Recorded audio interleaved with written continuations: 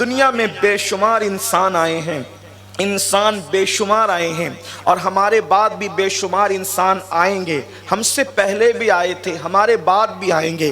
آنے جانے کا سلسلہ چلتا رہتا ہے، مگر یاد رکھنا انسان آتا ہے، اپنے انداز میں آتا ہے۔ ہر انسان کا آنا سملر ہوتا ہے، کم و بیش یکساں ہوتا ہے۔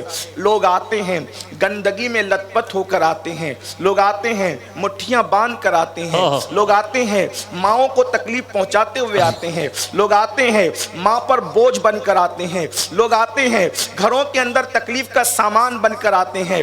مائیں جب بچوں کو جنم دیتی ہے تو وہ زندگی اور موت کے درمیان گویا کہ کھیل رہی ہوتی ہے۔ ایک ہچکی اسے کبھی زندگی کے ساحل پر لے جاتی ہے اور دوسری ہچکی کبھی اسے موت کے سمندر میں غوطہ زن کر دیتی ہے۔ اللہ اکبر، مائیں اس انداز سے بچوں کو جنم دیتی ہے۔ اسی لیے ماں کا مرتبہ بڑا عظیم ہے، اس کے قدموں میں جنت ہے۔ اگر ماں بے نمازی ہے تو بھی اس کے قدموں میں جنت ہے، اگر ماں روزے دار نہیں ہے تو بھی اس کے قدموں میں جنت ہے، اگر ماں کے اندر پارسائی نہیں ہے تو بھی اس کے قدموں میں جنت ہے، کیونکہ ماں کے قدموں میں جنت تقوی کی وجہ سے نہیں ہے، بلکہ ماں کے قدموں میں جنت ماں ہونے کی وجہ سے ہے۔ لیکن میرا عنوان وہ نہیں۔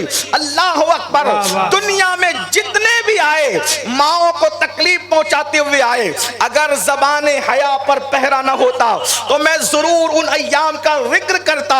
متلیوں کی تکلیف، الٹیوں کی تکلیف، جسم میں بدبو کی تکلیف، 9 مہینے وزن کی تکلیف، اور جتنی تکلیف خواتین جانتی ہے مرد اس کا احاطہ نہیں کر سکتے، مگر کائنات میں ایک ہستی ایسی ہے، وہ آ رہی ہے، اس انداز سے آ رہی ہے کہ جس نے ماں کو نہ کبھی متلی ہونے دی ہے، نہ کبھی الٹی ہونے دی ہے، نہ کبھی تکلیف ہونے دی ہے، نہ کبھی وزن محسوس ہونے دیا ہے۔ وجہ